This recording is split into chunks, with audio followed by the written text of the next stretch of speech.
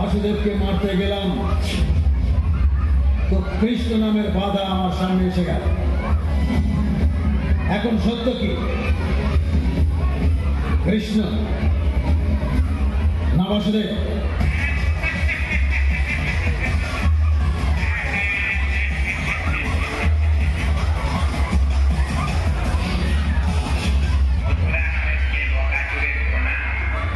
আমারও প্রণাম স্বীকার করুন প্রকাশ।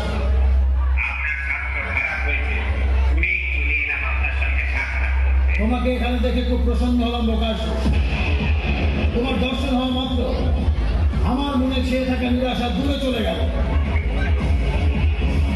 আমার আত্মবিশ্বাস জাগতে শুরু করেছে প্রকাশ।